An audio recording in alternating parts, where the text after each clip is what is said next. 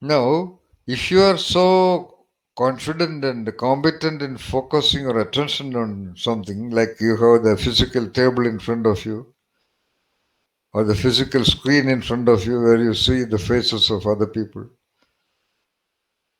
can you focus on the air?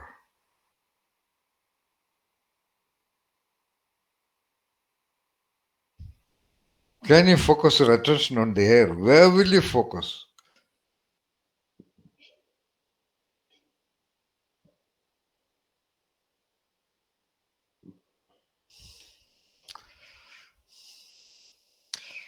If you were like fishes, it would have been nice, because they exist similarly by taking in the water and all that. It's a solid material.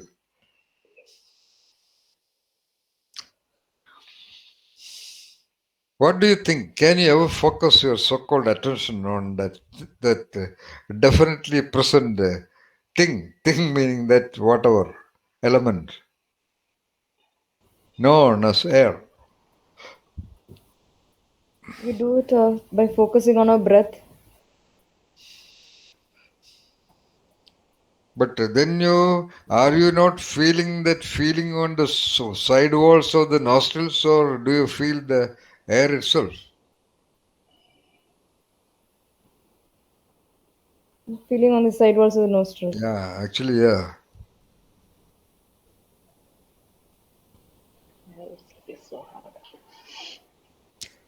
Can you focus on the emptiness? That means, can you focus on the center of the hole of your nostril?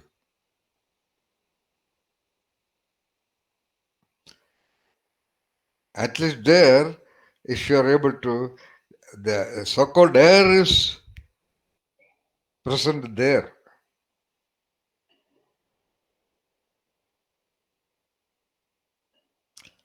We have been trained from early time onwards to focus on some stimulus, something must be there, some especially a physical thing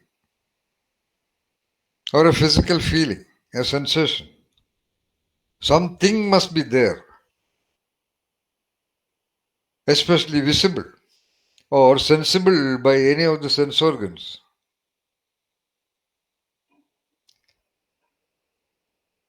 But of course, the flow of air can be sensed by the touch sense around the nostrils, normally, or sometimes around the throat to an extent. That's all. But definitely it is available around the walls of the nostrils, mostly on the right nostril in the daytime and the left nostril in the night time.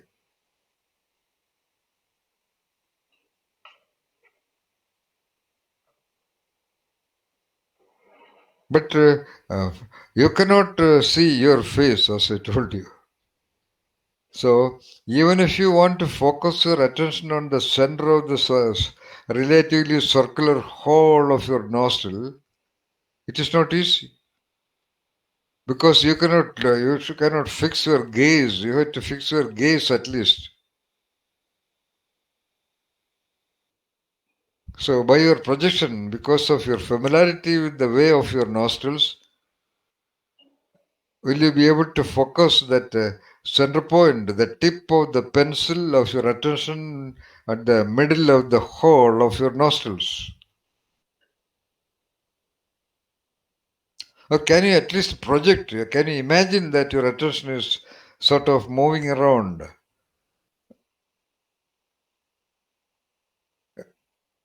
in the inside of the nostrils?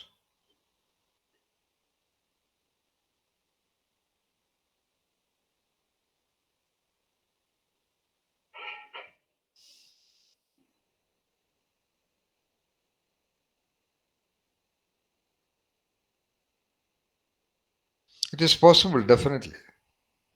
But you cannot you cannot feel that your attention goes there because, as a warning, I am telling you, because our attention has been always hitting at a target like a boomerang and comes back and gives us information about what it touched.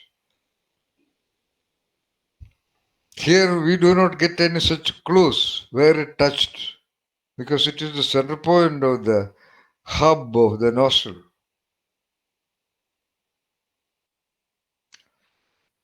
Like some time back, we talked about the hole in the center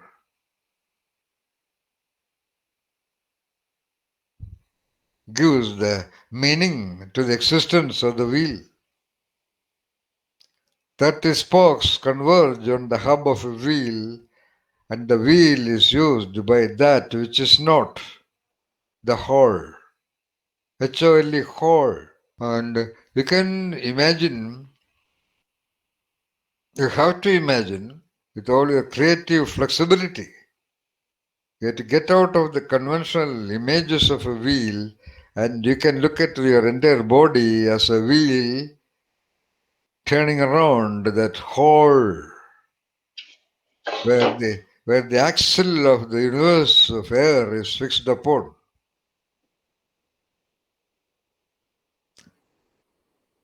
Like the wheel finds its existence by the fact of that axle entering into the hole, which is not a part of the wheel. I mean, the axle of the cart is not at all a part of the wheel. Similarly, that hole is not a part of the human body. So into that hole of the if that nose is kind of a hub of your body, into that hub, the axle of the energy or the element of air is inserted, and the revolution of the process of the body are possible thereby.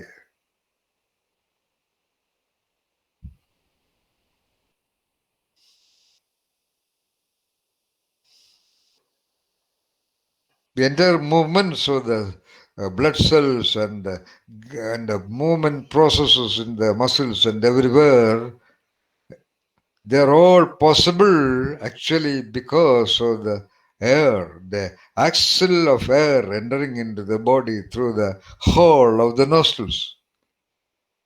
That's why you apply the pressure. When you apply pressure, you take air into your lungs and you stop it.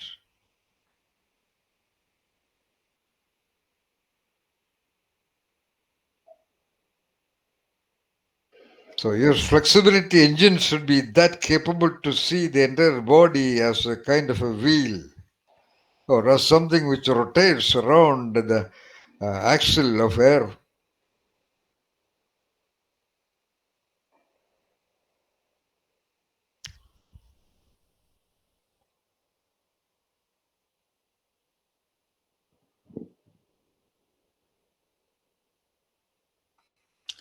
This is just one of the ways to report the way of the referent of air.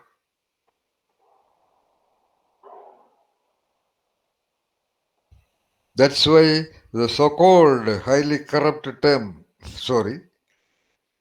pranayama, exercising on the respiration. That's the true meaning of the word pranayama. Ayama meaning exercise.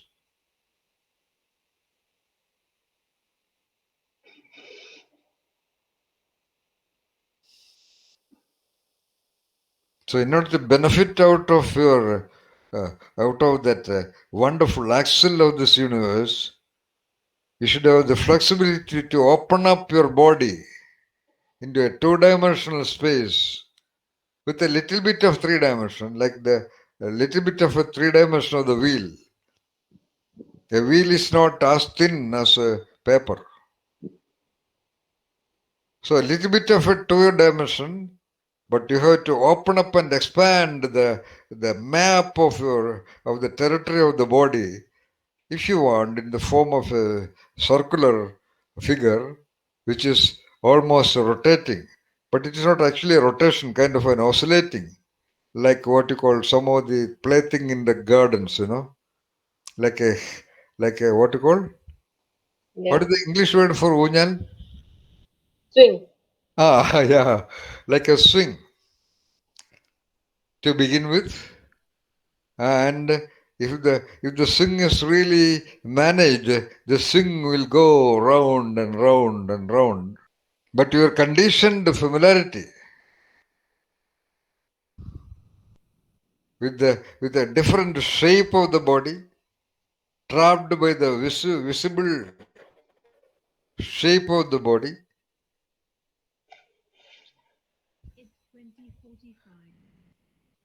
this kind of a very strongly uh, uh, defined imagination may not be that easy.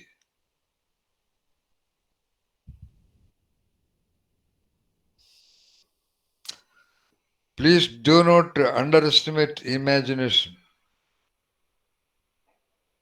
because even if you imagine a fairy tale or a dragon or a phoenix or something impossible, etc., our logic will question us and put a block. But that beautiful, wonderful imagination is nevertheless a neuronal process. Now you get the point. Yeah. So just do not underestimate something because you are imagining that.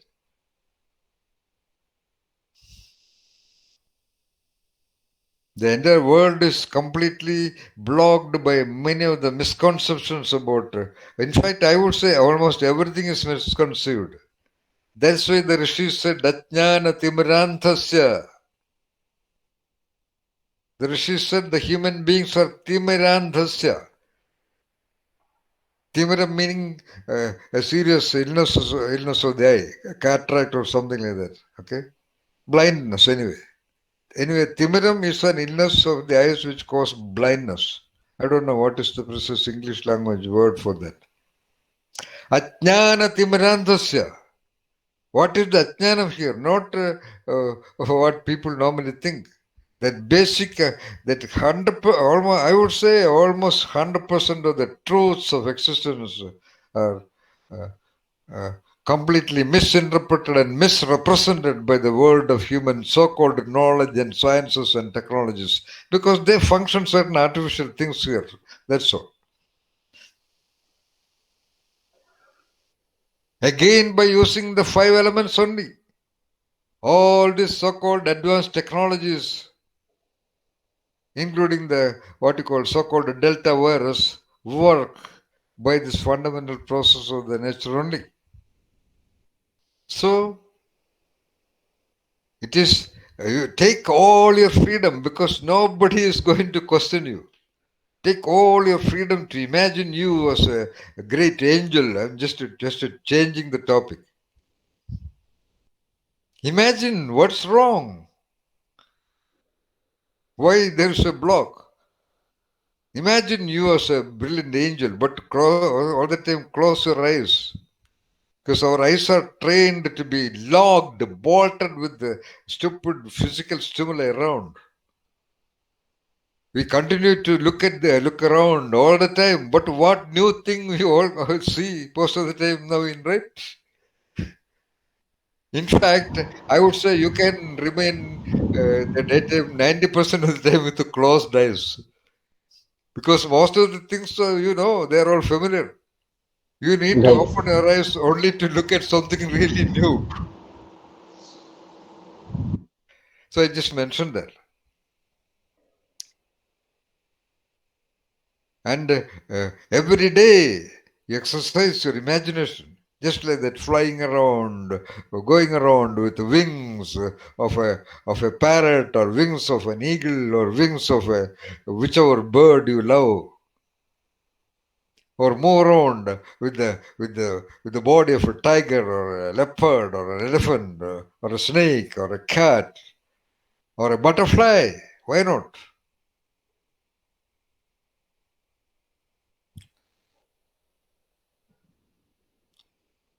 Do not get conditioned with the so-called scientific, so-called physical reality that you are this body.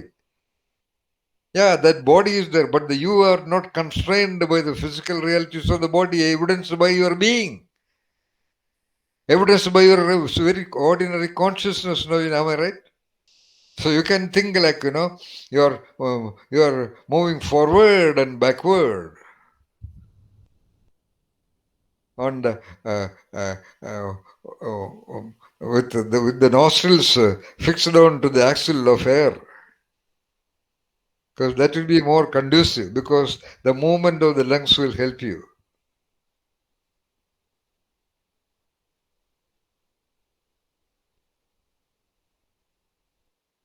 When you do these doings, even if nothing else may not happen, but you are entertaining, you are controlling, you are projecting something which is non-ordinary, which is beyond, which is greater, which is a higher dimension than the ordinary continuous run of the milk kind of movement of the perceptions and sensations and awarenesses. Look at the normal awareness. When you go to the office, what awareness? Awareness about the surroundings there. You were aware yesterday, you were aware today also. Maybe on the first day, you had that a lot of awarenesses about the ambience, about the environment, about the room, about the colleagues. After about 1 month, 2 months, of course, you are aware.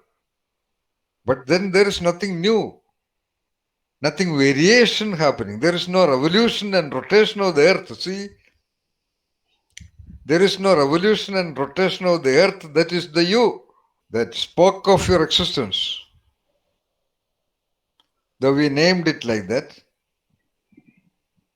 we are now talking about the very wheel of your existence.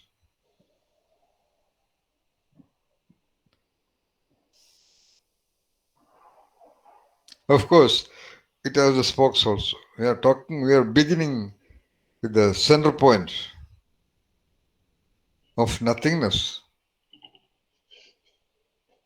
which is not a nothingness. Of course, air is not nothingness. Look at that. Can you envisage, can you imagine that body of air around you? Forget about around the planet. That body of air inside your room, which is invisible, which only is 100% without a moment of doubt goes into your body and goes out, or connecting with your body.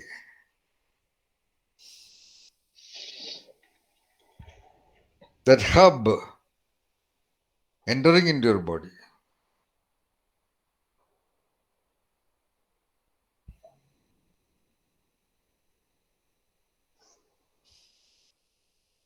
Sorry, axle, not hub, axle. Axle of the air universe. Axle of the air element.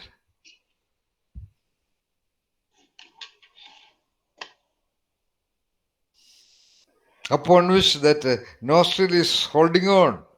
Not nostril. That nostril and through the esophagus and to the lungs. So the total hub comprises that nostril till the lungs. Don't get carried away by the design of that. Because that's the only way it is possible for an organic design and setting and process. It's not a mechanical wheel.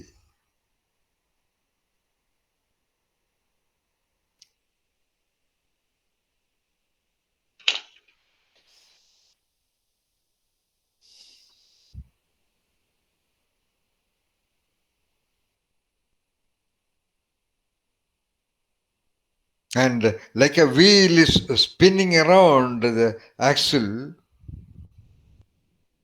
then only the wheel is working, right? Because just the axle fixed onto the wheel and just kept in a museum, it is it doesn't exist. So upon that axle, the wheel is moving. Similarly, upon the axle of this air, this organic wheel is moving.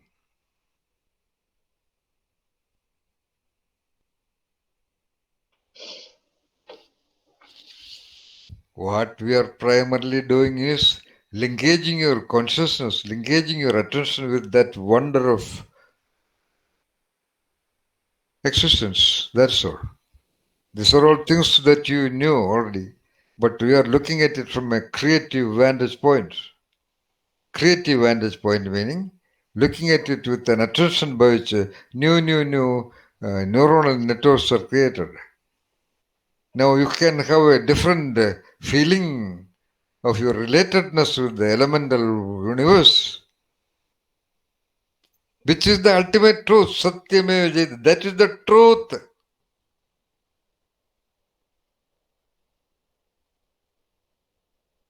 which is completely camouflaged in our awareness, our knowledges, our knowings, our ordinary day-to-day intercourse with the environment and the people and work and responses to people, behaviors and all those, what you call, like Meenakshi said, that identity-related activities. Identity-related activities. Little child has its identity, so a little child has its activities and responses and behavior accordingly. Little more elderly child, a girl child, a boy child, an adolescent girl, an adolescent boy, an adult man, adult woman, completely identity controlled. In fact, another self-created axle, of course, socially defined axle, around which our responses and our personality, our self and everything is moving. That's a different story. We'll come to that maybe later. You can think also. But we are talking about the fundamental axles.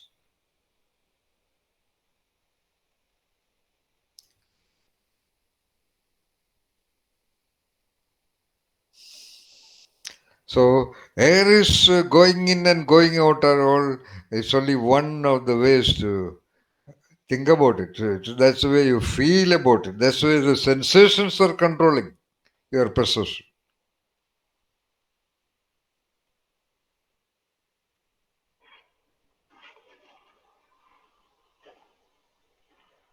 But now your way, your vantage point, your mystic vantage point, your genius vantage point about respiration is that your entire body, your entire creature is revolving around the axle of air. That should be the way. You have to you have to rediscover, you have to fix it in your consciousness. Anyway, I think perhaps you do not have any of the current fixing of consciousness about respiration, other than some biological knowledges that happened during the primary school classes. In a way, it is good. Now you can create a new definition of your entity, of your creature. A unique kind of a wheel revolving around the axle of air.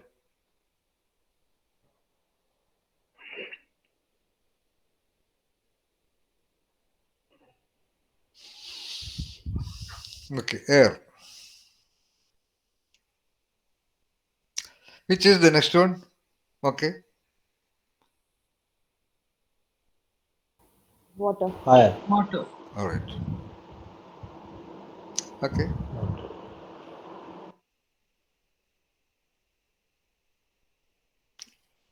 If you have some tentative feel about the possible nature of those, of the reference of those five elements, though it doesn't matter much, but as a test for creative analytic perception, which one would come next after air? I told you it is not the reality, but a creative conceptualization. If you do that, if you attempt that, anyway, if you Fire. want to list it down, if you want to think about it, there should be a sequence. Fire. You cannot think of all the five at the same time. So something has to happen after something, then after something. So next, what is the next one? Fire. Okay. Any other opinion? I would go with water. Hmm. Okay. Any other options? Space. What? Space. Space. Hmm. But now everything is covered. Uh-huh. Okay. About matter. Yeah, All right. earth or matter.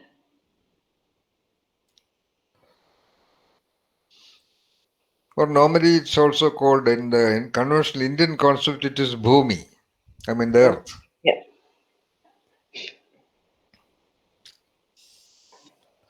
So after air, which one would you like to uh, reflect upon?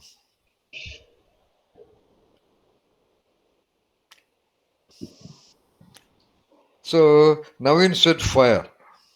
Yes, sir. Yes, Why? sir. Why? Because like air, it's also very difficult to see fire. That is point number one. Okay, all right. One, two.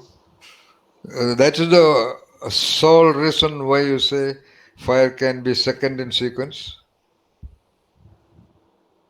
No, sir. But you can feel, you Yeah, can see. yeah, it can. Yeah.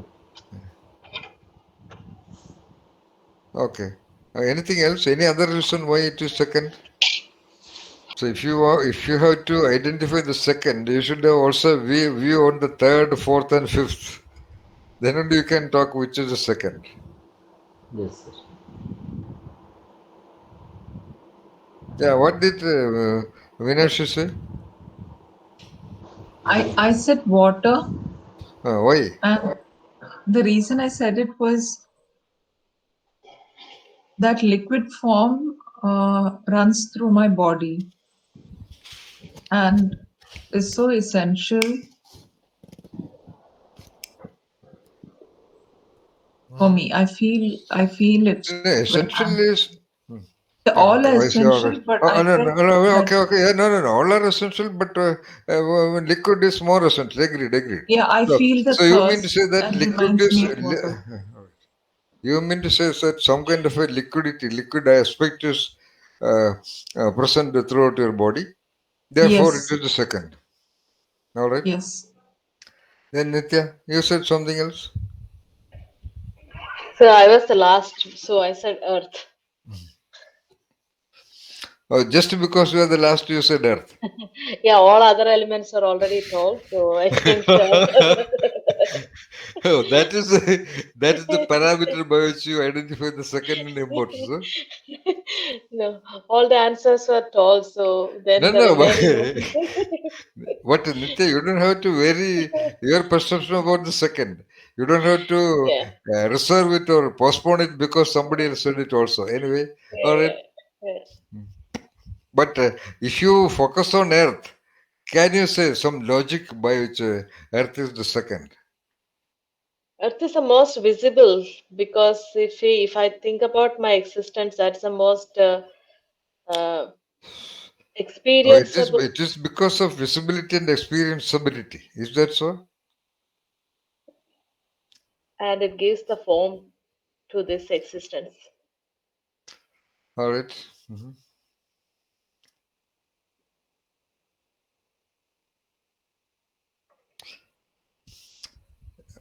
So next was Anu, right?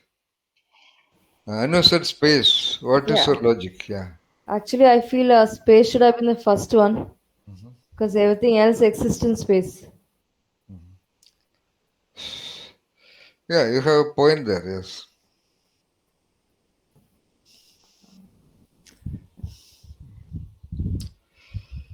You're right, Anu. Everything exists early in space. If there is no space, none of these elements, nor the wheels that rotate because of the axles of these elements are possible, right? All right, okay.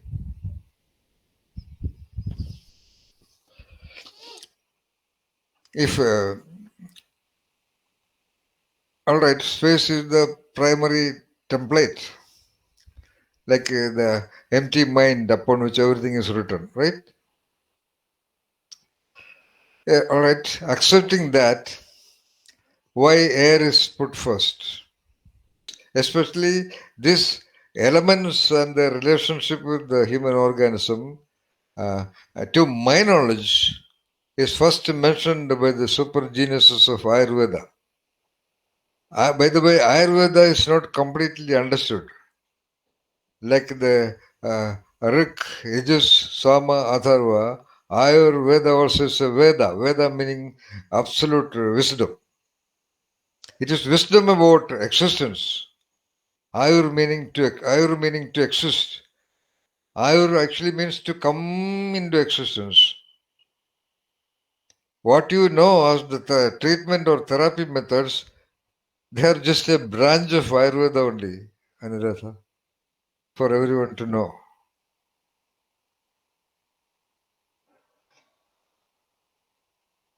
Rather, the so-called treatment part of Ayurveda is only a so-called, which is known as Ayurveda. It is just the secondary part of the real Veda, Ayurveda. All the four super rishis of Ayurveda, Dhanvantari, Charaka, Susruta, and Vagpada. Then there are other people like Sharngadara and all that. All of them have talked about these five elements. Panjaphoda Nirmida Maya. I mean, the body is made by the five elements. And that is accepted by the so-called Western mechanical sciences also.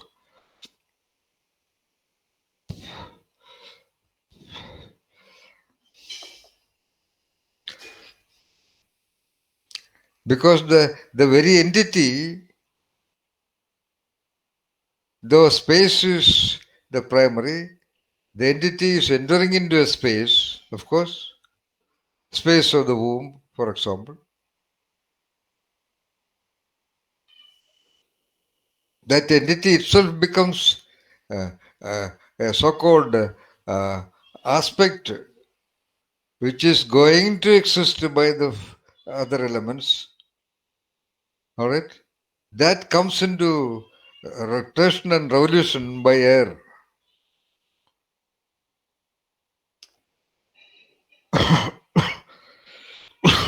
For the body, so-called body of the wheel, in order for it to exist and rotate in the space, the primary thing is air. If it is not there, the entity itself is not there. Get the point, I know. That's all.